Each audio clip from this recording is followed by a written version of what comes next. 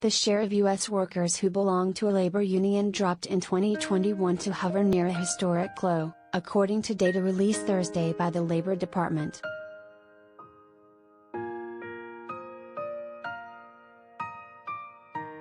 Union density across industries fell from 10.8% in 2020 to 10.3% last year, meaning barely more than 1 in 10 workers is now in a union.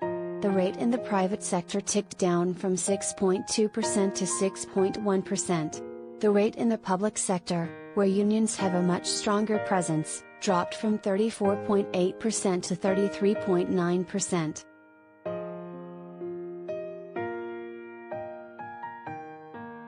In some years, the union membership rate falls even though the number of union members is increasing. Unions just aren't adding members as fast as the U.S. workforce is growing.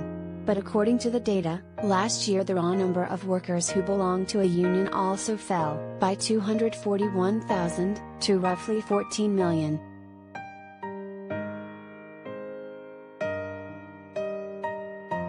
The drop erases an increase in union density that happened in 2020, returning to the same 10.3% rate of 2019.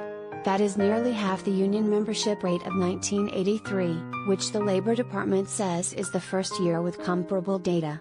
It is believed that more than 1 in 3 U.S. workers belonged to a union at the peak of membership in the 1950s.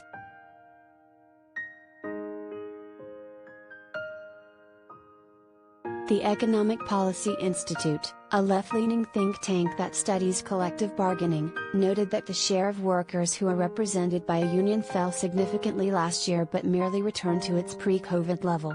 The short-lived increase in union representation in 2019 was probably the result of the pandemic economy. Jobs in largely non-union fields like hospitality disappeared quickly, then returned last year, pulling the union membership rate down.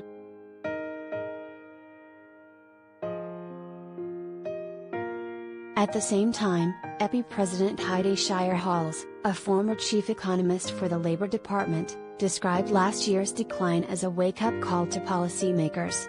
She urged Congress to pass the Protecting the Right to Organize Act, a sweeping proposal to overhaul labor law.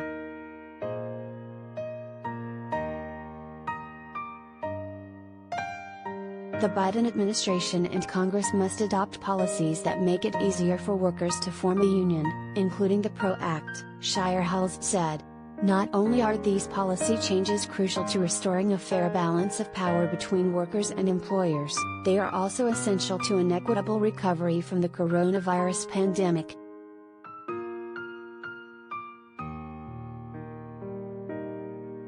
After years of falling membership numbers and legislative setbacks, unions have recently seen some major factors shift in their favor. The surprisingly tight labor market has made it hard for many employers to hire, giving workers more leverage to make demands and go out on strike. Meanwhile, the pressures of working through a pandemic, with many employers ignoring safety concerns, has made a lot of workplaces ripe for union organizing.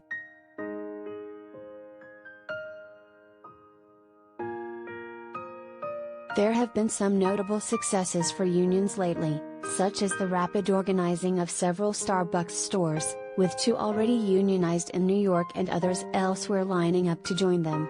But if unions as a whole have been capitalizing on the current climate, it isn't showing up yet in the data.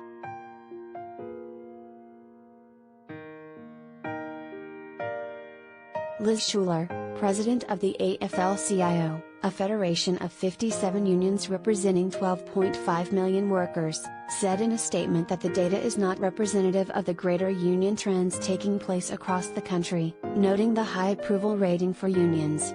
A recent poll by Gallup put union favorability at 68%, the highest level since 1965.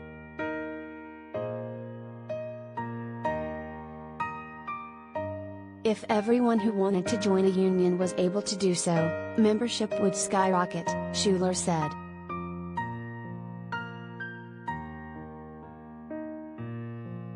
One factor that hasn't changed during the pandemic is the legal process through which workers form unions, which the AFL-CIO describes as broken. The law offers notoriously weak penalties for employers who violate workers' rights, incentivizing them to push the boundaries of what's legal as they fight union drives. Many workers who do manage to unionize spend years trying to secure their first collective bargaining agreement.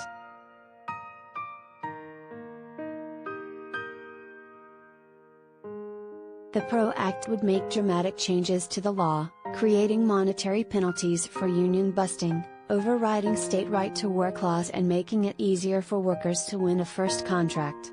The bill has already passed the House, but supportive Democrats haven't managed to win over all their colleagues in the Senate, where they hold a bare majority and face a certain Republican filibuster.